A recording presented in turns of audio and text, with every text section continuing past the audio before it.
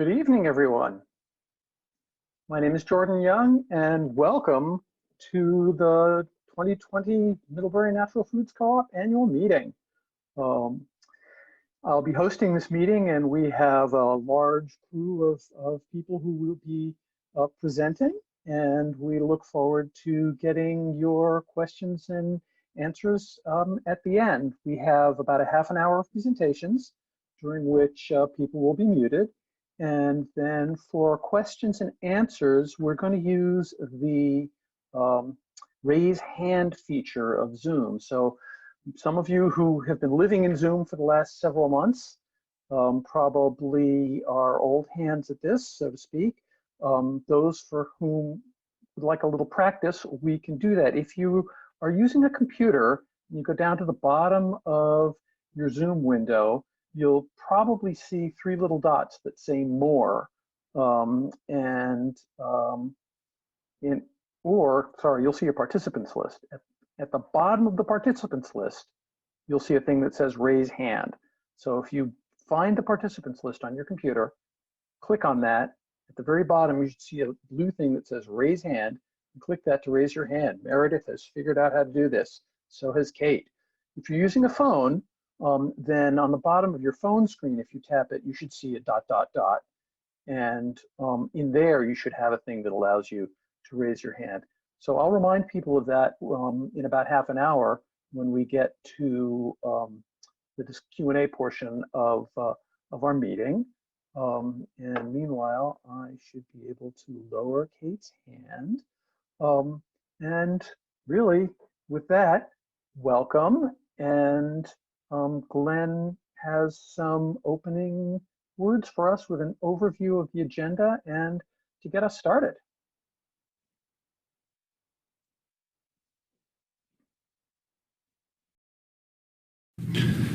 Hi, everyone. I'm Glenn Lauer, the General Manager of the Middlebury Natural Foods Co-op. Welcome to the 2020 annual meeting of the Food Co-op here in Middlebury. This is your co-op's 44th annual meeting, if I count that right on my fingers, from 1976 when the co-op was first incorporated. I hope this virtual meeting is working for you. I'm sad not to see you at our annual meeting where we typically have it at American Flatbread and share some great food with you. Hopefully next year we'll get to do that again. I'd like to thank Jordan Young, who's helping us with the facilitation of this meeting and all the technology behind it. It's something that I can't do. Here's the agenda for today's meeting.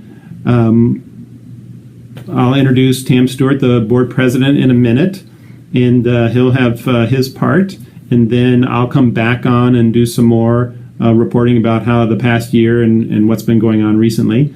And then Lynn will do the treasurer's report, and then Kate will do the election results, and then we'll have lots of Q&A at the end for time for members, for you all. If you have questions, please save them for that Q&A time at the end, and there should be a button somewhere on your Zoom screen for raising your hand. You can click on that anytime, and Jordan will keep you, record down who's in the queue and keep that going. Please note that this meeting is being recorded, so we can put it on our website for anybody who missed the meeting. I think that'll be great. I also want to remind you that you can talk to me or talk to the board anytime for a more in-depth conversation than probably what we have time for here.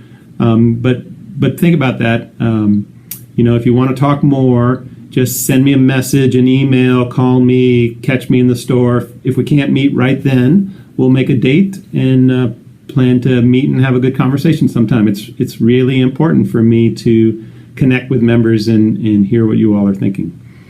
So with that, let me introduce Tam Stewart.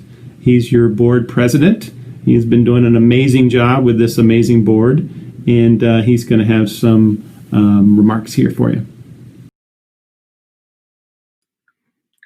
Good evening, everyone. Thanks for coming out tonight. Does make me miss getting together at Flatbread, though, the way we have the last few years, where it's really all of us together in the same place. Well, not all of us, I suppose, but a couple hundred anyway. Can you imagine, though, if all of us, all the members of this cooperative actually did get together in one place? We need a stadium or something. If we all went downtown at the same time, we'd fill up all the streets and sidewalks and probably the park.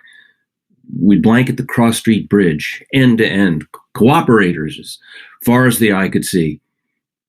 Maybe we should do that when the construction's finished. Anyway, there's over 5,000 of us now. That's a lot of people by any measure. But when you consider that it's 5,000 people from one small area who all share the same values about healthy food, environmental responsibility, the importance of a strong local economy, and democratic ownership, it really is impressive.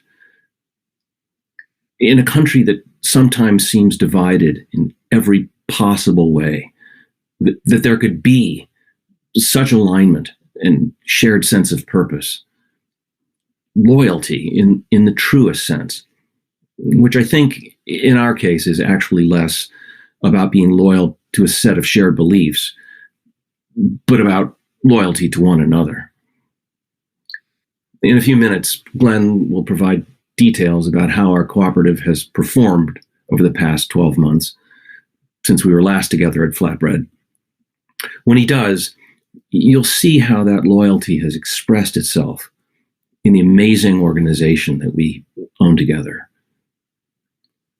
Before COVID, our cooperative was strong, despite brutal socioeconomic injustice on a national level, political polarization unlike any this country has ever seen, and a heartbreaking lack of leadership at the highest levels. Heartbreaking, infuriating, both are unacceptable, and we don't have to settle. So don't forget to vote in November, and maybe we can change that. Anyway, despite those conditions, our co-op was thriving, really firing on all cylinders. Other board presidents would write to me asking how we did it. And then COVID hit.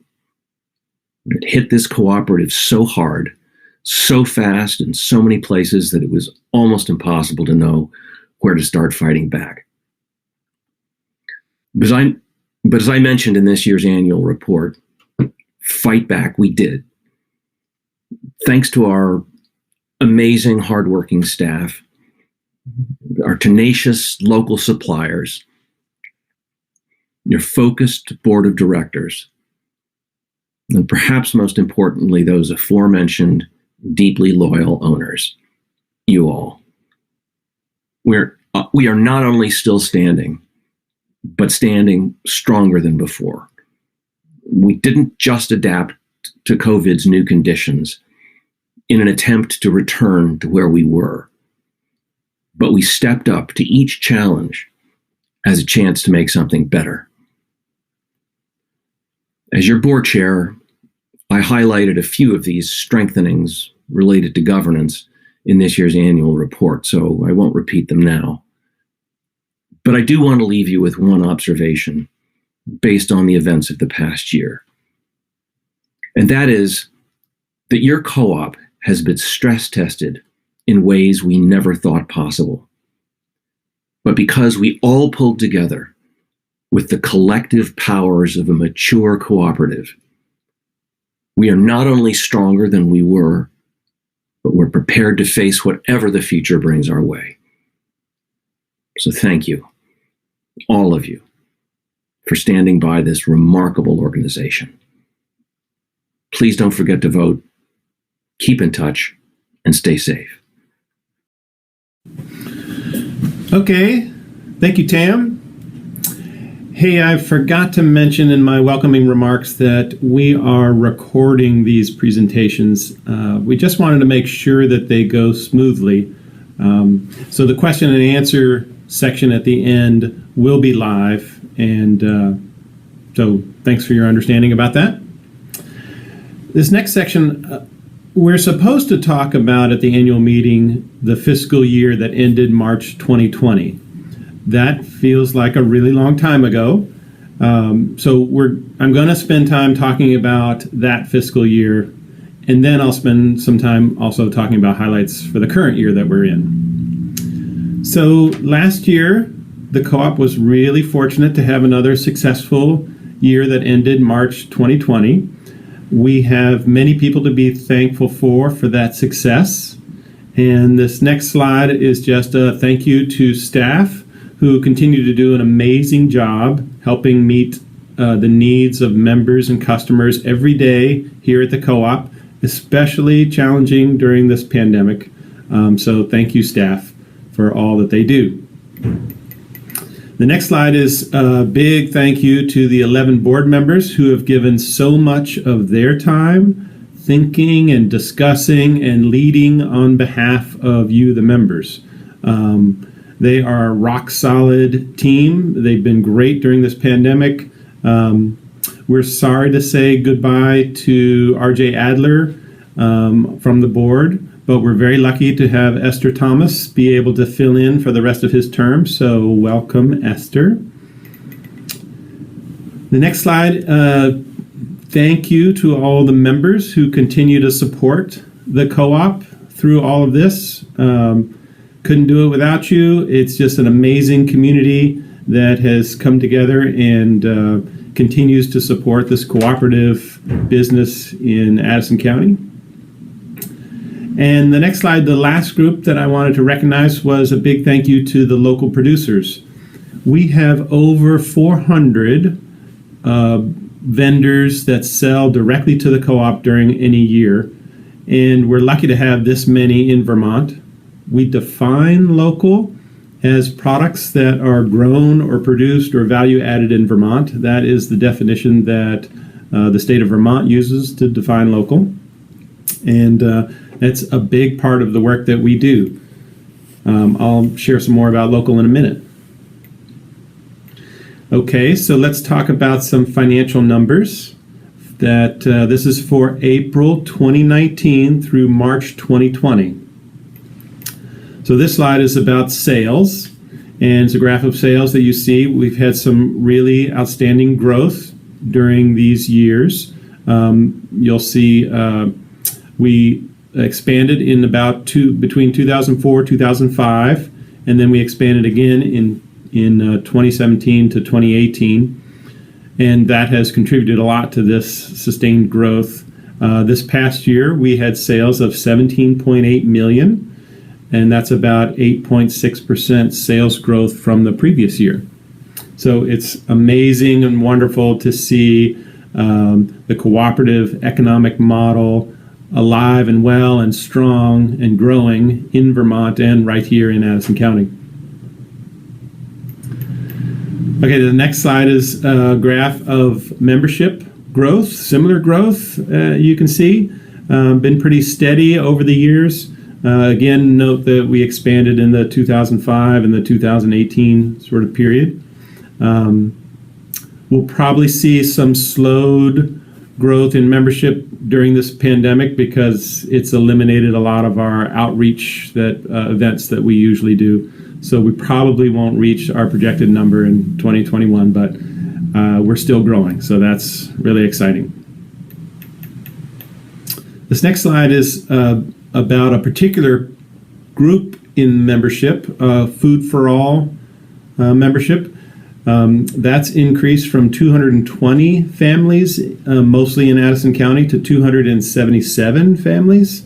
That's a 26% increase. There are lots of ways that people can qualify for this program, which gets the Food for All members a 10% discount every day. You can check out on our website or pick up a brochure in the co-op that talks about how you qualify for this. It's a list of different ways to qualify. If anybody is a client of the food shelves.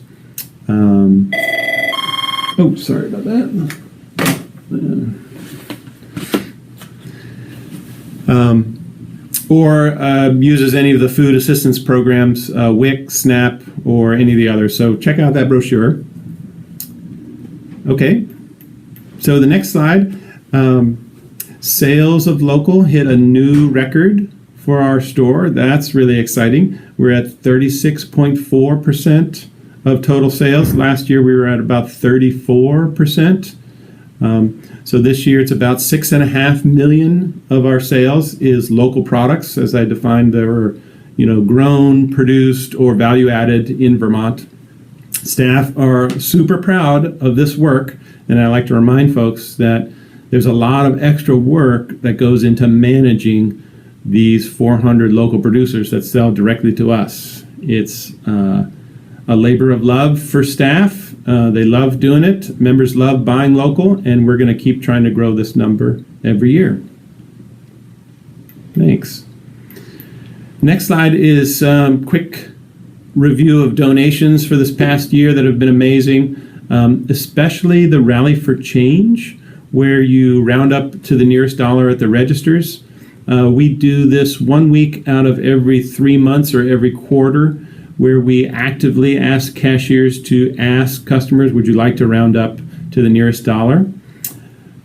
In between those weeks, in between those months, you can still continue to round up, and that money will go to the local food shelves, HOPE, and CVOEO. So you can round up anytime at the registers. Let's see, the last group that received the Rally for Change active roundup was the Midsummer Lunch Program for kids in Middlebury, lunch and recreation program. So it's been super successful, and very thankful to the members that participate in this. So thank you for doing the roundups. The next slide is a diagram that I like to show frequently, how customer dollars are spent at the co-op. Where does the money go? So looking at this graph, the biggest chunk of every customer dollar, 65 cents, goes to the vendors that deliver food to us, basically at the back door. We're receiving that product, and so about 65 cents of every dollar pays for that. The next biggest chunk out of that is staff expenses. 22 cents of every customer dollar goes to paying staff wages or benefits. And then the other slices, as you see, are just 1, 2, or 3 cents of every dollar go to cover operating costs, promotions, physical plant, administration, governance. And then the last slice is our net profit, or our bottom line net income. It's about 2 pennies of every dollar that customers spend at the co-op. That's been pretty typical percentage every year. And that money we save for future projects, capital investments here at the co-op, or expansions, or whatnot. The next slide is just one example of an expense. This is a promotional expense, member deals. This is where members get a 20% discount on products from a certain vendor that we're promoting because they match our values in some way. They might be fair trade products. It might be a local vendor. They might be a vendor that's a cooperative that's selling to us. The total discount expense for this past year was $60,000, and that gives you a little flavor of the cost of this benefit to members. I don't have a slide, but I also wanted to mention that this fall we begin to pay back our $1 million that we borrowed from members in member loans that we used for the expansion in 2018. A few hundred members loaned money to the co-op, and they had various terms for those loans and interest rates. And this fall will start the beginning of the payback according to those terms. So for the next 4 or 5 years, we will be paying back those loans according to the terms for each member. And it's just a wonderful example of how the community cooperative economy is working here. And we're very proud of that. Okay, that was fast and just a few highlights from last year. So let's change gears and talk about a few things that we're excited about for the current year that we're in. This first slide is about our DEI work, diversity, equity, and inclusion. We're on a project to engage staff in conversations about race. And we're using these 3 books to explore with staff as a first step, learning about ourselves and racism. This kicked into gear, obviously, right after the murder of George Floyd. But I wanted to mention that this is a continuation of work that we started 2 years ago, where we did a very intensive all-staff training about unconscious bias and how that relates to racism. That was 2 years ago. Last year, we did staff book groups on white fragility by Robin DiAngelo. And this year, we're working on these 3 books. And so we're having very good discussions among staff. And so that's going well. And I also wanted to mention that the education department has done a lot on social media on the topics of food justice and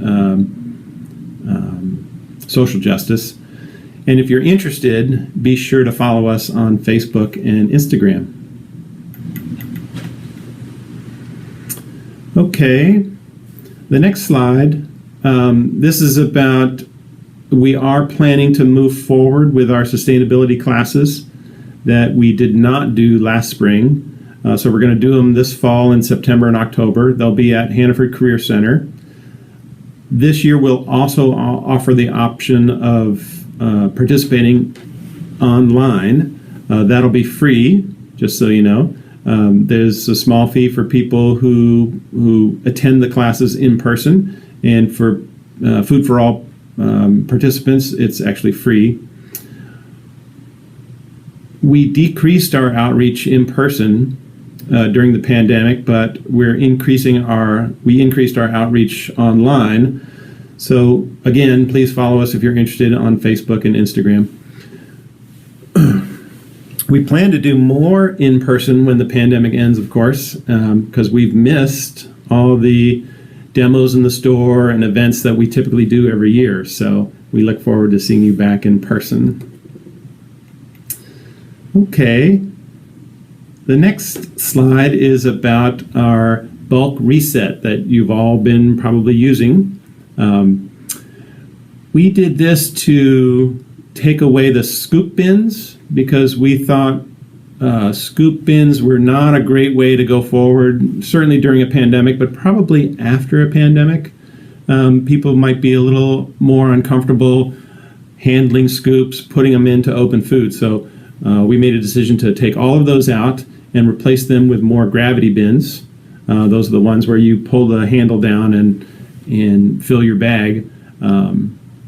We figured that would be a better way to go with bulk, and investing in the bulk department is really important for our co-op.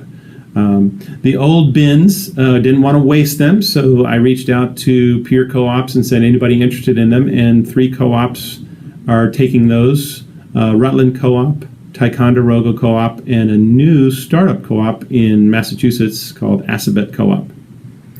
So the bulk team is really excited about this new setup they have going in the bulk department. We know it's changed for you, so please ask if you can't find anything, and we're happy to help you there.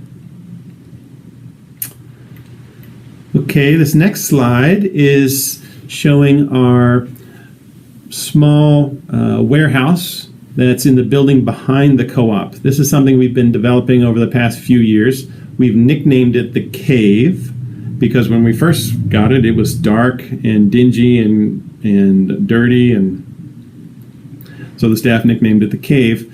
But we've developed it into this very small warehouse where we can stock up on products. We've bought our first ever forklift. Katie's demonstrating this here.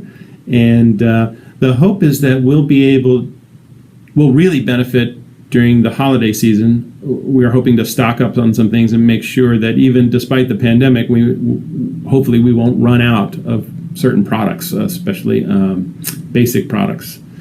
So this was a big investment for us, and it's going really well. And then the last highlight for this year that I wanted to mention that you've all experienced is the parking lot. That was a big investment. And here's the before picture where there was, remember that giant puddle that was back there? It was like a lake and seemed to devour cars that tried to go through it. So we've put in underground drainage system and paved the whole thing and striped it for parking, and it's working really well for us right now. So that was one that we had planned to start last year, and I'd probably talked about it at last year's annual meeting, but it got bumped to this year. So those are some highlights. I'm going to pause here. In the next section, we're going to talk about how the pandemic went for us, and we'll be right back. Thanks so much. Hi, everyone. My name is Greg Prescott, and I am the store operations manager here at the co-op.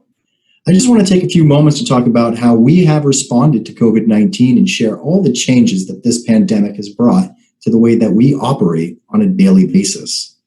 When this first started back in March, every one of us on staff were suddenly deemed essential workers, while everyone else in our community was told to stay home. And in the beginning, we received very little guidance on how to operate during a pandemic. It seemed as though everyone was learning this in real time. So we reached out to our peer co-ops in Vermont, New Hampshire, Massachusetts, as well as co-ops on the West Coast who were the first to be affected by COVID-19. We listened to what they learned, and we asked how they were keeping everyone safe. We also listened to our staff, to our customers, our community, and we listened to anyone who had an opinion. Then we tried our best. We made some mistakes. We were ahead in some instances, and we may have acted too slow in others. And in no way are we finished. But I would like to take you through the timeline of our pandemic response. So things really began for us starting in the second week of March. Supplier out of stocks meant missed deliveries and empty shelves. We began to sanitize our carts and baskets. Our suppliers ran out of hand sanitizer, so we tried to make our own hand sanitizer. We made gloves available for staff and customers in lieu of hand sanitizer. We stopped our in-store passive and active demos. We halted our member worker program. The next week, our biggest supplier limited the amount of product that we could order per day, and we were still having massive out of stocks. We changed our store hours to open an hour later. This allowed us more time to stock the shelves, sanitize our store, and this also let staff catch their breath and mentally prepare for the day ahead. We made our first hour of the day only for our most vulnerable shoppers. Gloves became mandatory for staff because we had no hand sanitizer left. We closed the hot bar and the salad bar. We shut down our indoor seating, and we sanitized the store 4 times per day. The following week, we made gloves mandatory for customers. Bulk began to package all of the items that were in their scoop bins. Our cashiers handled all the credit and debit transactions so customers wouldn't have to touch the pin pads. We stopped allowing bring your own bags and containers. No more milk bottles were returned at the register. We canceled our staff workshops and in-person meetings. We also installed state-of-the-art register guards. Starting in April, we began our online ordering and curbside pickup. Our major supplier pulled our operations together, and we were no longer held to a daily limit, although we still experienced vendor out of stocks. We started to support local restaurants by purchasing staff meals once a week. These are absolutely delicious. The following week, we closed the deli so staff could help in other departments. such as packaging the bulk bins, sanitizing our store more regularly, being part of the curbside pickup program, and they were just all around amazing. Every department was stretched so thin, stressed out, overworked, felt as though they may collapse, and the extra help that the deli staff was able to provide was absolutely amazing. After a brief pause, mid-April brought mandatory masks for our staff. Our supply of hand sanitizer stabilized for staff use and retail sale, and we upped our store sanitizing effort to every 2 hours. Skipping ahead to May, we started daily health screenings for staff, and we ordered a no-contact thermometer, but it was out of stock. We also created an official team of gatekeepers to monitor the number of customers that come into the co-op, and we allowed no more than 5 customers at a time in the produce department. In June, we finally felt comfortable enough to welcome back reusable bags. Thank you all for waiting so long for this to come back. A week later, we thought about mandatory glove use for customers, and we made it optional. And our fancy thermometer arrived, and staff temperature checks became mandatory before coming to work. The middle of June, we changed our store hours back to 8 a.m. to 7 p.m. And at the end of June, we made staff happy, and gloves became optional and no longer mandatory for staff. Our team of gatekeepers began limiting the number of customers to 30 customers at a time within the whole store. In the beginning of July, we made the choice to make masks mandatory for customers. This wouldn't happen in Vermont until August 1st. It would become mandatory for everybody in public to wear a mask. In mid-July, we made a big step and we reopened our kitchen. We started our grab and go with co-op made favorites, such as the curry chicken salad. Welcome back. Just recently, we reset our bulk department to incorporate more gravity bins and reduce the amount of packaging that our staff need to focus on. And that right there was 21 weeks of us just trying to do our best and learn how to put an airplane together on the fly. And throughout all of this, we've had tremendous support from our community. Thank you. You've been showing up and adjusting to our new rules as quickly as we make them. You've been doing your best to buy large quantities of groceries at one time and limit your shopping trips to once a week. You've worn gloves when we've asked you to, and now, most importantly, you are wearing masks while you're inside our store. Finally, I'd just like to recognize our staff. Not only have they been adapting to these changes, they've been showing up every day ready to bring positive, excellent customer service. Customer service is a difficult job in the best of times. Being upbeat, caring, enthusiastic, ensuring that a customer feels recognized and heard in the midst of a pandemic with all the stress that this has brought into each and every one of our lives is an extraordinary act. In the beginning of this, people like to say that not all heroes wear capes. And I think it's very important to remember this and continue to recognize our staff as we make our way through this pandemic and into all the uncertainty that lies ahead. Bring on the murder hornets. Thank you, Greg. I don't know if you got that last line, but he's ready for the murder hornets, okay? And I'm ready for the curry chicken salad, for which I am a complete sucker. The next thing that we're going to take a look at is our finances for the previous year. Lynn Dunton isn't exactly murder hornets, though I know some people, when they think finance, feel like it might as well be.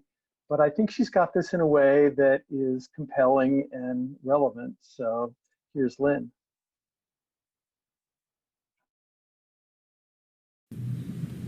Hi, my name is Lynn Dunton, and I am the treasurer of the Middlebury Natural Food Co-op. And I'm here today as part of the annual meeting. And I'd like to just take a couple of minutes of your time to talk about the financial condition of the co-op at the end of the fiscal year, March 31st, 2020.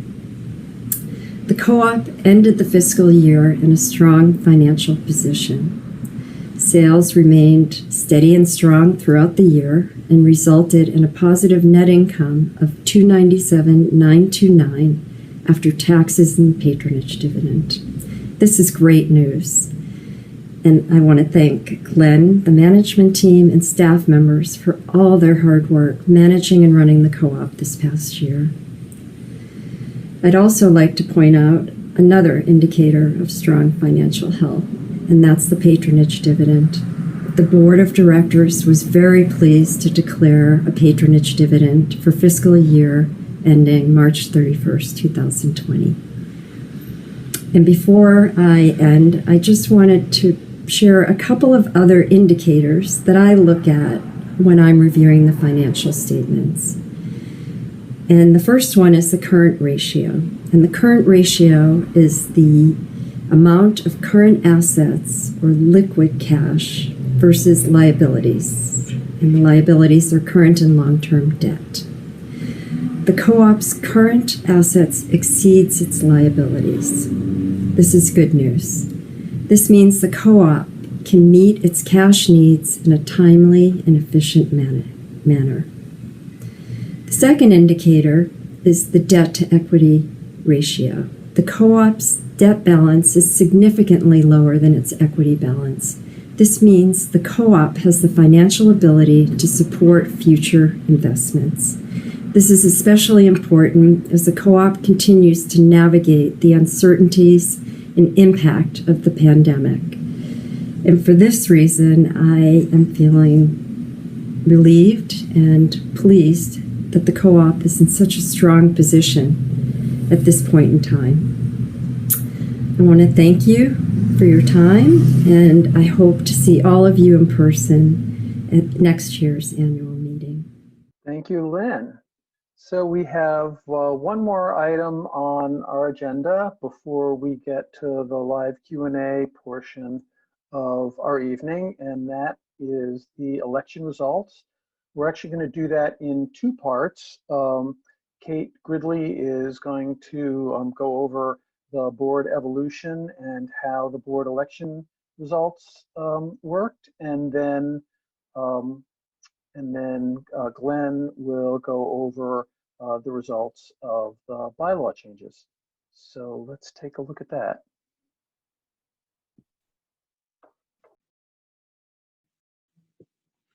Good evening. My name is Kate Gridley. I'm Vice President of the Board, and I want to thank you all for being here tonight in our first Zoom meeting ever. And I want to thank the folks that have presented already tonight. Mine is the almost final presentation. So I am reporting to you tonight on elections. Our co-op is a democratic operation. And this year we had two milestones. The elections, which were late because of the pandemic, were conducted electronically. This was a first. And the result, which I will show you the numbers for in a second, was amazing because we beat last year's record number of votes by a long shot. So that was the first milestone. And the second milestone is that we had our first ever member-owner petition. Both of these things are signs that we have an active, highly interested group of member owners, and I want to thank you for your participation. Before I get to the election results, I need to share with you that our board is allowed to appoint a director if it turns out a director has to leave. So in February, we learned that R.J. Adler, who had been a director for a term and a half, was leaving because he was going to get married and he was relocating. And so we had the opportunity to make an appointment. And we were in the fortunate position of appointing Esther Thomas. Now, I'm going to share my screen so that you can see who Esther Thomas is. And here she is. Here we go. Share. All right. Esther joined the Middlebury community just a little over a year ago. And she's a single mom with 2 children and a member of the staff at Middlebury College. And she had come around in February to attend one of our board meetings because she wanted to know how we work. And she talked to Tam and she talked to me, and she was planning on running for office. So the opening was created, and we invited Esther to join us. And we are so happy, Esther, that you are on our board of directors. Now, here's what happened. 1,351 of you cast ballots electronically. Thank you, Greg, for that lovely picture. Vote. Last year, in contrast, 710 ballots were cast, and that was a record. So look what happened. Why did it happen? Was it the ease of electronic voting? Was it because we were all home during the pandemic and we were on our computers? I don't know, but this is a trend we are very excited about. And now I will tell you the results, which are not going to be too much of a surprise. Here we go. You re-elected 4 incumbents. And in fact, this year, the slate existed of 4 incumbents. And this, to us, was a major surprise. The last decade, we have had between 6 and 10 people running each election season. And something was different this year. We did the same kinds of recruitment. We had tables in the store. We talked to lots and lots of people. People took applications home. And no one applied. Was it the pandemic? I don't know. But I have to say this. We want you to apply to run for the board. And if in the future you are interested, please contact a board member that you know or come to one of our meetings and see how we work, ask questions, and because we welcome you. And please think about whether it would be a good fit for you. Now, I'm going to pass the mic to Glenn, who is going to help you parse the results of the petition vote. And the reason I'm not doing that is that the petition is directly related to operations. Thank you for listening, and thank you for being here tonight.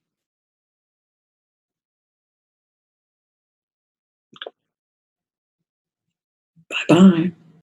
All right, Glenn, I think you have a couple more things to tell us about how the election results went. Yes? Great. Yes. Hi, everyone. So we're in the live portion right now, and in a minute we'll open it up to members. I changed my shirt just so you can tell that this is different. And we have a couple of slides to show the results of the bylaw vote. Just waiting to see those come up. Hey, okay, thank you. Thank you, Jordan. So first I wanted to recognize how the amendments to the bylaws work. And this is from our bylaws, Article 7. These bylaws may be amended or repealed in whole or in part by 2/3 vote of the members who participate in the vote. 2/3 of the members who participate in the vote. So that's 66% of the people who vote need to vote in a way to change the bylaws. Okay, so that's the way the rules work. And that's important because on the next slide, you'll see, so this was the first question that came up. Shall MNFC reinstate the wording, goods and services at the lowest possible cost? We had 555 people voted yes, that's 42%. 774 people voted no, 58%. So the yes did not reach the 66% needed there. So that language won't change. And then question 2, shall the co-op reinstate the wording, members shall be permitted to contribute services for additional discount. That's our member worker program. So there we had yes, 705 people voted. That's 53%. No, 621. That's 47%. But we still didn't reach the threshold of the 66% needed to change the bylaws. So right now we're interpreting that, that language doesn't change either. And so that's the results. I think maybe about the membership, the working member part is just a reminder that we have no plans to change working member. We love our working member system. We love our working members that come in. And as soon as the pandemic is over, we will be bringing that program back. So we appreciate your patience with all that. Thank you for everybody who voted.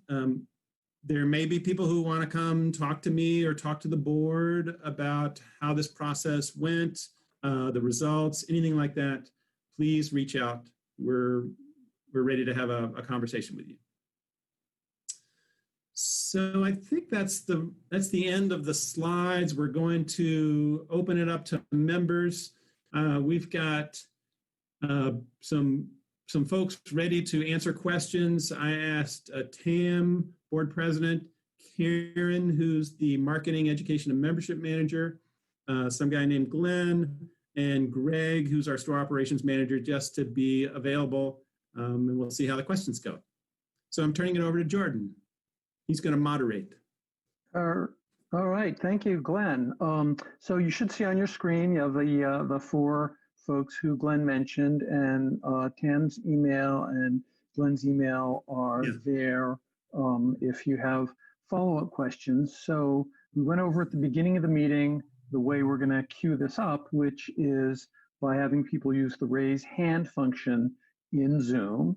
So the way you do that if you're on your computer is you go down to the bottom of your Zoom window and you find your participants list. And at the very bottom of your participants list, you should see a blue thing that says raise hand. And if you're on a phone, you'll tap your phone screen and you should see a ... more. And if you touch that, you should see a thing that says raise hand. And we're hoping that people will ask questions and make comments. If you can keep your questions and comments to about 30 seconds, which sometimes sounds like a long time, and then you get talking and you whiz right through them, that would be cool. It would be great to keep those on the short side. Ask that if you have a chance to talk, you wait until other people who want to talk have had a first bite at the apple before you come back for a second bite. I think that's sort of our ground rules and our protocol for that. And I was about to say that somebody had been very patiently waiting with their hand up for the entire meeting, and I was going to call on them, and they just put their hand down. So, which you can do as well. So I'll unmute you as soon as I see somebody with their hand up. Otherwise, let's see, I can unmute the other co-op folks who are here if you want to vamp and have any comments that you want to make in the meanwhile. Because the floor is open. This is your floor, folks. Hi, everyone. Just scrolling through. And really appreciate that, like, so many of you are here, and you know, a fair chunk of you have your video on, which is nice because it's not being in person, but it's kind of sort of like being in person.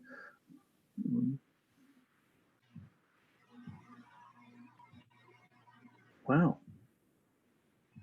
I had all sorts of lines lined up where I was going to like give people a hook and be very nicely like cutting people off and quieting people down and stuff like that. Victoria, okay, let me unmute you, and you have the floor. Thank you. Without other questions,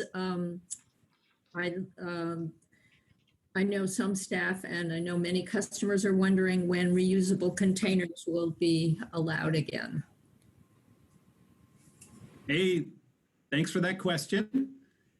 I'm pretty sure we're getting very close. And I'm going to just reach out to Greg and maybe you have a little bit more to share. Oh, yeah. So that's a great question. What we've actually done just over the past 2 weeks is we started talking with the bulk department and the front end department, as those are really the two departments with the most employees that will be handling other people's containers, people that bring them from home, and just trying to gauge how comfortable they feel about bringing these into their departments and working with them closely. Give them enough time to give us some feedback, and now we heard from everybody, and everybody feels pretty comfortable about it and are looking forward to allowing everyone to bring in their own containers. So hopefully we can get this started sometime next week. I would love to get this started as soon as possible. One of the greatest things about the bulk reset is the amount of gravity bins that was specifically thought of, that, hey, once we get people bringing in their own containers, they'll be easy to fill. We don't have scoops. We don't have people reaching in. So it's about time we move away from plastic. Wonderful. Great news. Yeah. Thank you for that. Thanks. Let's see. We have a question from Ilaria. Let's see. I've asked you to unmute, so you'll probably get a thing on your screen. There we go. I did. Hello. I don't have a question really. I'm speaking now more as a member owner than as a board member. I just wanted to thank everybody who spoke tonight, and really, really thank you to the management and the staff of the co-op. You have made such a difference in the way I have gone through this pandemic, or am going through this pandemic, but I know it's not only for me. So a really big, big thank you. Thank you. The co-op was one of my little refuges during this whole time. It was like a little spot of normal life. It felt very nice.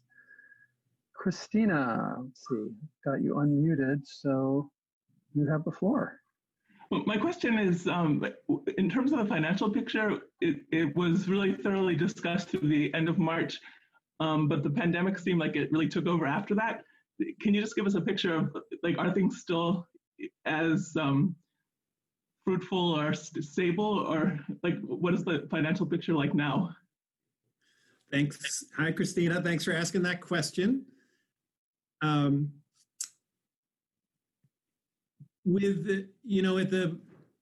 During March, that was the peak of the craziness of people, hoarding and running out of toilet paper, and it was just a wild time. And we were seeing departments that had 70% growth, 100% growth, and we saw other departments that were going negative. So the deli department was one of the examples. As you can imagine, during a pandemic, suddenly people don't want to buy food that is open, self-service, all that kind of thing. So we made a really hard, interesting decision and said, okay, we're going to close down that entire department, which is probably a quarter of our store staff, and we're going to ask them to be redeployed and help out the other departments that were challenged and struggling to keep up with the sales. So, that was kind of a scary time, wondering how all of that was going to shake out.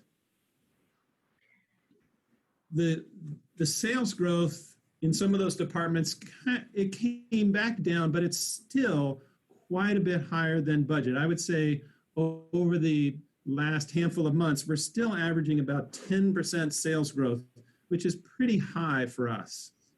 We've been able to keep staff working, and so we're actually in a very good place right now. I don't know, like on each customer dollar, sort of where we're at as a percent, but we're probably a little bit above, 2 pennies on the dollar that we're saving. But, we're not out of the woods yet. So we're feeling we're feeling pretty good right now. Our goal has been all along to try to keep serving all the people in the community with the food that they need, keep staff working, and keep buying from our local vendors, all of whom rely on us. And so far, it's been going incredibly well. So there's actually lots of good news on the financial front. The deli department has started to phase back in to working. They're about a third, maybe getting closer to half of their hours back. And we're just going to take it slow and easy. It'll be fascinating to see what the holidays, how that goes, right? So here comes Thanksgiving in a couple, 2.5 months, the biggest food holiday of the year. And how are we going to get twice as many people through the store to get all that they need in advance? So we are starting to plan for that now. And we'll stay tuned and we'll keep you updated. But thank you for asking that question. I hope that answered it for you. Good. Thank you so much. I see head nodding, so great. Okay. Thank you. I also wanted to point out, actually, for people who don't want to do the raise hand and be on screen, if you're comfortable typing in the chat window, just send your message either to everyone or to me, Jordan, the meeting host. I'll read those in. And we do have one. I did get one via the chat that was asking if a board member could say something about how much time being a board member takes and in general what the time commitment is. Tam, do you want to? Yeah, I'd be happy to respond to that. I have a terrible bandwidth here in the town of Goshen, Vermont. It's up in the boonies, so I hope everything comes through okay. Yeah, it's a great question, and it varies a lot. Our regular meetings are once a month. They usually they're usually 2 hours long. We have a board packet that needs reading that maybe takes an hour. Then there's side work, work group stuff. The board attends a lot of learning opportunities, seminars, webinars, stuff like that. We have a yearly, an annual retreat. It's kind of hard to estimate exactly, how much time, but it can take as much as you want, really. I think as little as, 4 or 5 hours a month, maybe. If that's all, but it can take much more. There's lots of work to do and lots of opportunity. So, give me a shout, drop me a line, and I'd be happy to break that down a little bit more. So thanks for the question. Great. Thanks, Tam. We do have another hand up. Let's see, Ross, I'm going to unmute you, and you have the floor. Oh, thanks. Hopefully I can get this in. My internet connection's pretty sketchy. I lost you a little while ago. First of all, I want to thank the staff and the management and the board for stepping up with the incredible challenges that our new COVID reality has presented us. Really appreciate it. The co-op is such a pillar of the community. It's so important. So thank you for that. I did want to comment on the voting results. I think that the results show that the anecdotal reports that I had heard that last year's vote on the bylaw changes didn't really adequately represent the will of the majority of people voting, because the questions weren't actually on the ballot, the important questions like they were this year. It said on the ballot, do you support bylaw changes as proposed? And people had to read through all the information to see what was being proposed. And it seems, and the results this time around seem to totally support this, that most people just don't take the time to read through all that information. I know the co-op board felt like they did everything they could to get the word out last year and all the usual things. In fact, I think it was actually characterized as hitting it out of the ballpark. The results this year seem to support the fact that rather than hitting a home run last year, it was more of a foul tip. Really, I know the co-op is committed to democratic principles and being a democratic organization. But for democracy to work, the members have to be fully informed and educated about what they're voting on. And one of the first things in that process is to actually put questions, important ones, on the ballot. So at least if people don't read through all the information, they got a good idea of what they're actually voting on. And so it's my sincere hope that in the future, the co-op staff, management, and board will make sure that important questions are actually on the ballot, not buried in a bunch of information that people have to take time to read through, because people are busy. Life is, throwing us all kinds of curves. Not everyone takes time to do that. In fact, the results indicate this time around that if these questions were actually on the ballot last year, they may not have, gotten maybe 50% of the vote, not 66%, which is what needed to actually make a bylaw change. And so it's my sincere hope that going forward, we learn from this experience and we don't repeat the kind of thing that happened last year.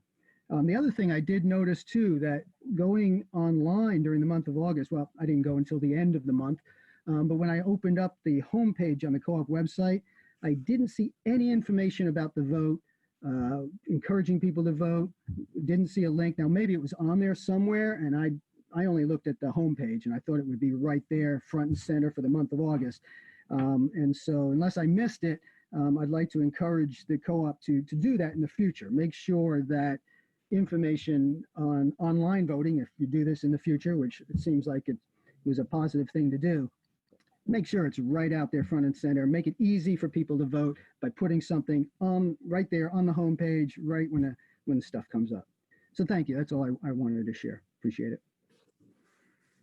Great. Thanks, Ross. I think Thank you, I know Ross. a couple of people have comments. Karen, did you have something you wanted to? Yeah. Thanks, Ross. I appreciate all those thoughts. Just to let you know, for the entire month of August, the homepage did include a big banner and link to remind you to vote. And all you had to do is click on it. And it took you right to the link to vote. Okay, good. Guess I missed that. Thank you. Sure. I've always found it's amazing what can be on a homepage that I don't see. It's like, yeah, I'm just going to glide right by that. And usually then it's when somebody comes up and says, yes, right there on the screen, right in front of you. Oh, let's see. It is 7:35, so we're actually a little bit past time. I know some of our presentations went a little longer than we had thought. But I also don't see anything in the chat or any hands. So maybe I'll say last call on those and turn it over to Glenn if you have any final thoughts. I think I saw your physical hand up there. So. Sure, I'd be happy to close us out, and if anybody else wants to have a final comment as well. It's kind of exciting and interesting that this is recorded. It will be linked on our website, and I certainly hope that next year we'll be back at American Flatbread or someplace like that, have another in-person celebration. But it occurs to me that we might actually start recording those live as well in posting them. So maybe we're starting a new trend, a new era for our co-op of recorded annual meetings being listed, and you can go back years and see them. So thanks everybody for coming. Anybody else want to have the last word? Thanks, Ross, for your comments. Thanks, Christina. And I think I'm good. Yeah, thank you all for being here, and I guess we'll close out.